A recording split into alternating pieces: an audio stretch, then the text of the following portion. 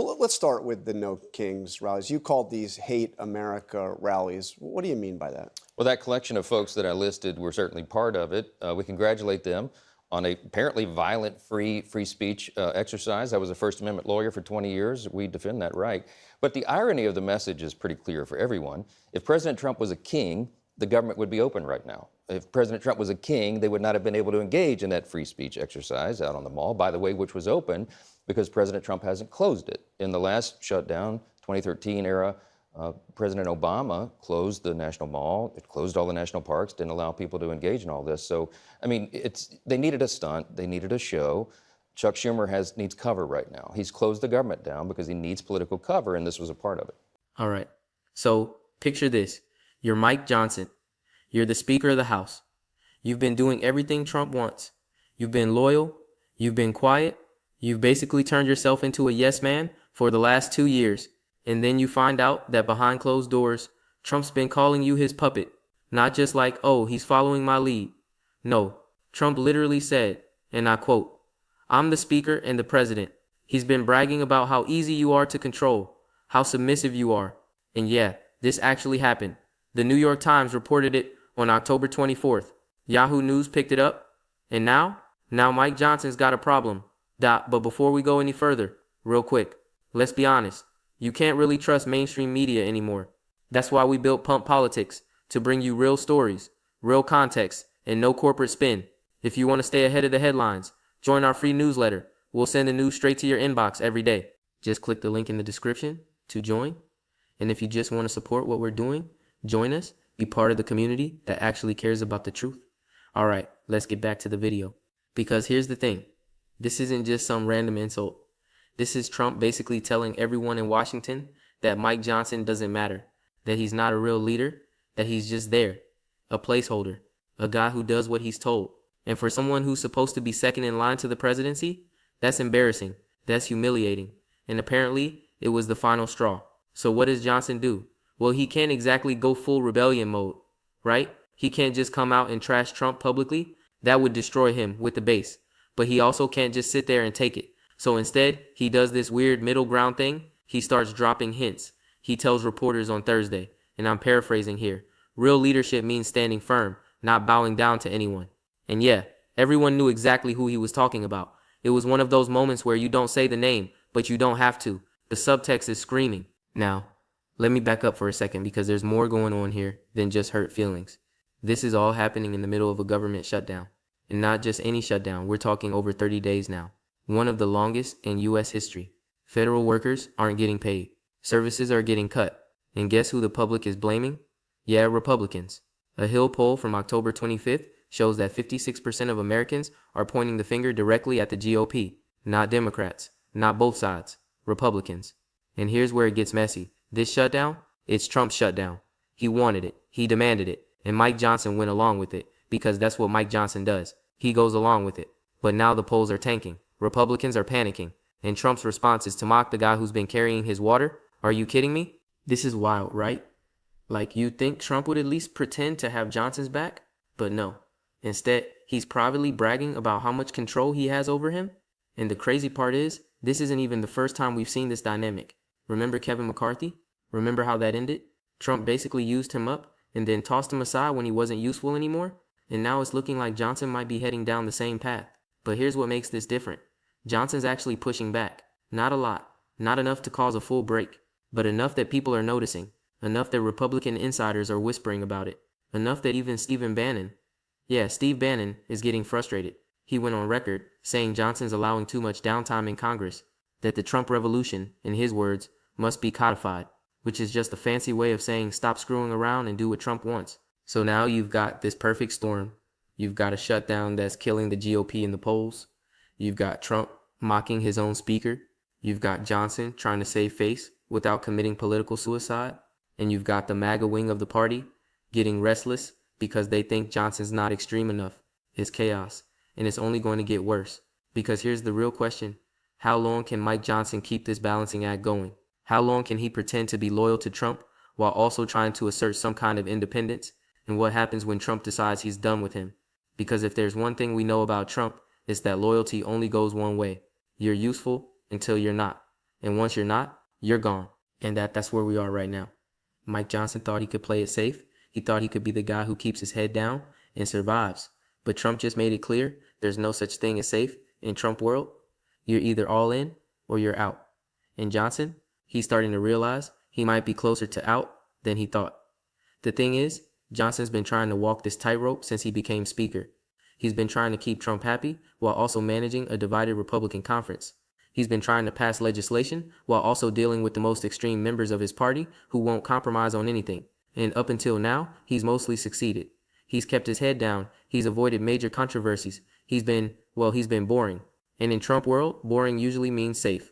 But not anymore, because Trump just changed the rules. By mocking Johnson publicly, or at least in a way that immediately became public, Trump made it clear that nobody's safe, that even the most loyal servants can be humiliated at any moment. And that changes everything. Okay, so let's dig into what's actually happening here, because this story is way bigger than just Trump being mean to Mike Johnson. This is about power. This is about control. And this is about what happens when the Republican Party stops being a party and starts being a cult of personality. And yeah, I said it. Here's what most people are missing. The puppet comment, that wasn't just Trump being Trump. That was strategic. Trump knows exactly what he's doing by publicly humiliating Johnson. Even if it's behind closed doors that immediately leak, he's sending a message to every other Republican in Washington. The message is simple. I own you. I control you. And if you step out of line, I will destroy you. It's the same playbook he used with McCarthy. The same playbook he's used with basically everyone who's ever worked for him. But here's where it gets interesting. Johnson's response.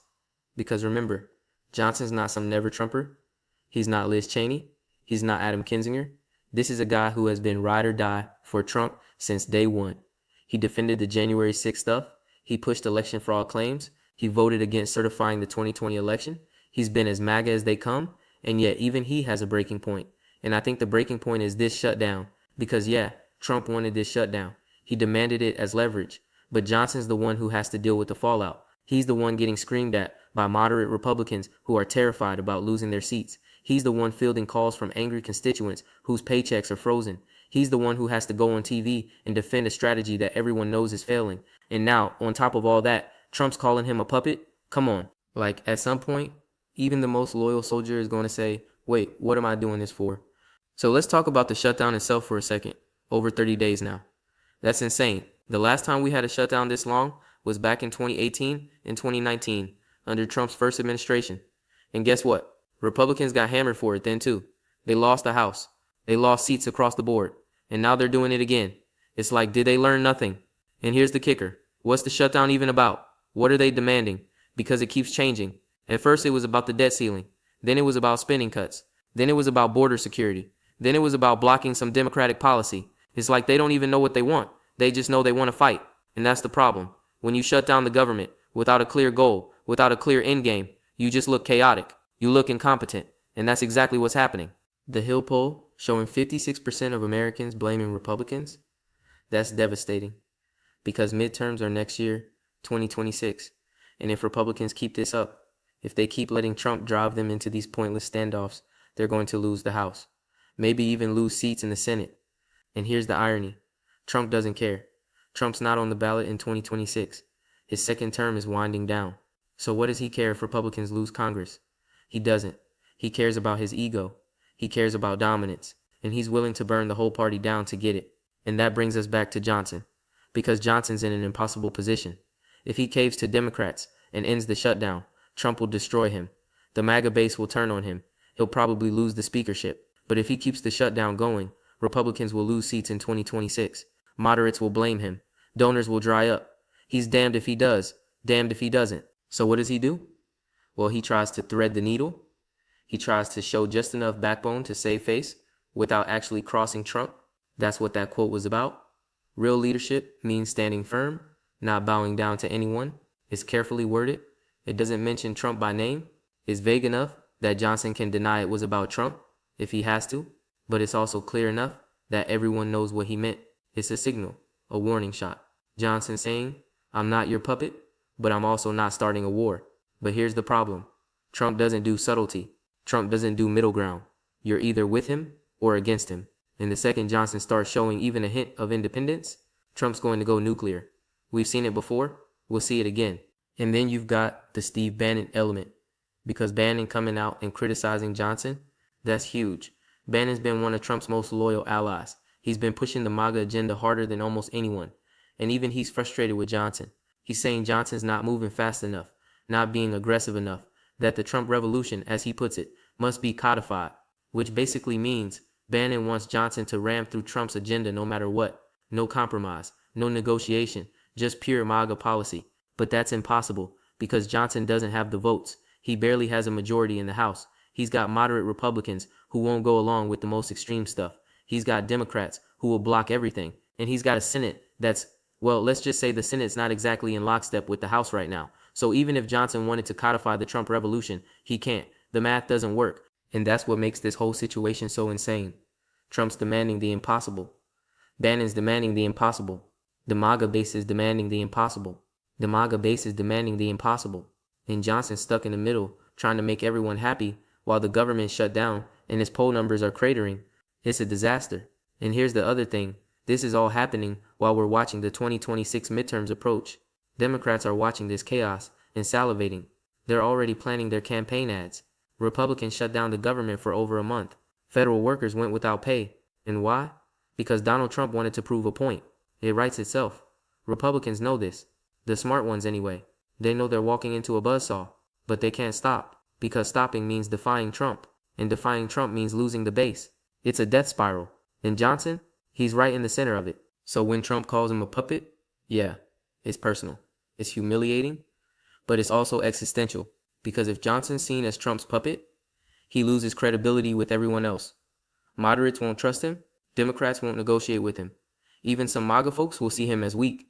But if he pushes back too hard, Trump will destroy him. There's no win here, just different flavors of losing.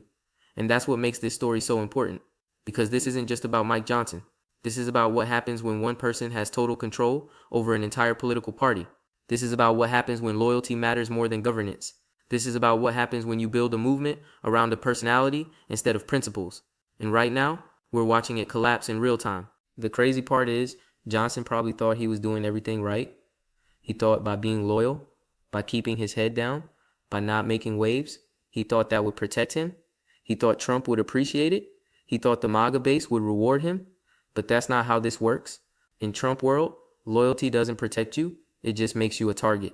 Because once Trump knows you'll do anything for him, he'll test how far he can push you. And then he'll push further and further until you break. And we're watching Johnson break right now. Not completely, not yet, but the cracks are showing. That quote about not bowing down, that's a crack. The frustration behind closed doors that's leaking to reporters, that's a crack. The subtle shift in how he's talking about leadership, that's a crack. And Trump sees those cracks, and he's going to exploit them. All right, let's break this down into what actually matters, because there's a lot of noise here. But the signal is pretty clear. We've got three big things happening, and they're all connected. First, Trump is testing Johnson. This whole puppet thing, it's a test. Trump wants to see how far he can push Johnson before Johnson breaks. He wants to see if Johnson will push back or if he'll just take it. And why does Trump want to know this? Because Trump's planning ahead. He's thinking about 2026. He's thinking about who he can control and who he can't. And if Johnson's not controllable, Trump will find someone who is. It's that simple. This is classic Trump behavior. He did it with Jeff Sessions. He did it with Rex Tillerson. He did it with John Kelly. He humiliates people publicly, and then he watches how they react. If they fight back, he fires them. If they grovel, he keeps them around, but treats them like garbage.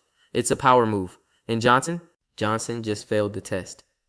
Because by saying that line about not bowing down to anyone, Johnson showed weakness. He showed that Trump got to him. And that's blood in the water. The problem is, Johnson can't win this game. If he doesn't push back, he looks weak to everyone else. Moderates lose respect for him. Donors question whether he can lead. Even the MAGA base starts to wonder if he's got any spine. But if he does push back, Trump destroys him. It's a trap. And Johnson walked right into it. Second thing, the shutdown is a trap. And Republicans walked right into it. Because here's what Trump did. He convinced congressional Republicans that shutting down the government would give them leverage. That they could force Democrats to cave on whatever issue Trump cared about that week. But that's not how shutdowns work. Shutdowns don't give you leverage. They give you blame. Every single time there's a shutdown, the public blames whoever caused it. And right now, that's Republicans. The polls prove it. 56% of Americans are pointing the finger at the GOP. And the worst part, there's no exit strategy.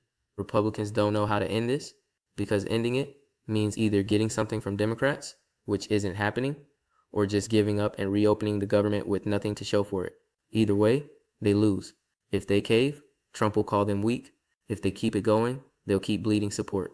It's a no-win situation, and they did it to themselves. And here's what's really crazy. Trump doesn't care. He's not the one suffering here. He's not running for re-election. He's not worried about losing his seat, so he can demand whatever he wants. And if it blows up, it's not his problem. It's Johnson's problem. It's congressional Republicans' problem. Trump gets to play the tough guy while everyone else deals with the fallout. And that's exactly what he's doing. Think about it. Trump's sitting in the White House, watching all this chaos unfold, and he's loving it. He's loving the attention. He's loving that everyone's talking about him. He's loving that he can humiliate a sitting Speaker of the House, and nobody can stop him. This is what Trump lives for. The drama, the chaos, the control, and he doesn't care who gets hurt in the process. Third thing, this is a preview of the 2026 midterms. Because if you think this chaos is bad now, just wait. Republicans are going to spend the next year trying to navigate between Trump's demands and electoral reality. And those two things, they don't line up. Trump's base wants red meat, they want confrontation, they want purity tests, but swing voters, suburban voters, moderate Republicans, they want normalcy, they want stability, they want the government to function. You can't give both groups what they want. It's impossible. And that means Republicans are going to have to choose. Do they stick with Trump and risk alienating everyone else? Or do they try to moderate and risk losing the base? And either choice could cost them the House, maybe even the Senate. Democrats are already planning for this. They're watching Republicans tear themselves apart, and they're getting ready to capitalize. Every day this shutdown continues, that's another campaign ad. Every time Trump humiliates a Republican leader, that's another talking point. Every poll showing Republicans losing support, that's another reason for voters to flip. Democrats don't even have to do anything. Republicans are doing the work for them. And Johnson knows this. That's why he pushed back even a little bit. Because he sees what's coming. He sees the polls. He sees the angry constituents. He sees the moderate Republicans who are terrified about losing their seats. And he knows that if something doesn't change, Republicans are going to get destroyed in 2026. But here's the tragedy. Johnson can't change anything because he doesn't have the power. Trump has the power. Trump controls the base. Trump controls the narrative. Trump controls the party. And as long as that's true, Johnson's he's just a puppet, even if he doesn't want to admit it. The real question is, how much longer can this go on? How much longer can Republicans keep pretending that everything's fine while their party tears itself apart? How much longer can they keep defending Trump while he humiliates them and tanks their poll numbers? At some point, something's got to give. So where does this leave us? Well, it leaves us watching the Republican Party eat itself. Because this isn't sustainable. You can't have a party where one person demands absolute loyalty and everyone else just has to deal with the consequences. You can't govern that way. You can't win elections that way. And eventually something's going to break. Maybe it's Johnson who breaks. Maybe he finally says, "I'm done," and steps down as Speaker. Or maybe he gets voted out by his own party. That's what happened to McCarthy after all. Maybe it's Trump who breaks. Though, let's be real, that's not happening. Trump doesn't break. He just burns everything down around him and walks away. Or maybe it's the party itself that breaks. Maybe we're watching the beginning of a real civil war within the GOP, MAGA versus establishment, and only one side survives. Whatever happens, it's going to be ugly. Because right now, Republicans are stuck. They're stuck with a shutdown they can't end. They're stuck with a leader who treats them like garbage. And they're stuck with an election in 2026 that's looking worse by the day. And Mike Johnson, he's right in the middle of all of it, trying to figure out how to survive. But here's the thing. I'm not sure he can. Because Trump doesn't let people survive. He uses them. And when they're no longer useful, he discards them. That's the pattern. That's always been the pattern. And Johnson, he's starting to realize that no amount of loyalty will save him. Because in Trump's world, loyalty doesn't matter. Power matters. And right now, Johnson doesn't have any. The saddest part is, Johnson probably still believes he can make this work. He probably thinks if he just plays his cards right, if he just says the right things, if he just manages the situation carefully enough, he can survive. He can keep Trump happy and keep his job and keep the party together. But that's a fantasy. That ship has sailed. The moment Trump called him a puppet, Johnson's fate was sealed. It's just a matter of time now. So yeah, Mike Johnson fired back at Trump, kind of, in the safest, most carefully worded way possible. But it doesn't matter. The damage is done. Trump called him a puppet, and now everyone's going to see him that way. And the next time Trump needs someone to blame for something going wrong, well, we all know who that's going to be. Welcome to politics in 2025, where loyalty means nothing. Chaos is the strategy, and the only thing that matters is who has the most power. And right now, that's still Trump. Everyone else is just along for the ride, whether they like it or not. And Mike Johnson, he's learning that lesson the hard way. He thought being loyal would protect him. He thought keeping his head down would keep him safe. But in Trump world, there's no such thing as safe. There's only useful and not useful. And once you stop being useful, you're done. Johnson's time is running out and he knows it. The only question is whether he'll jump or be pushed.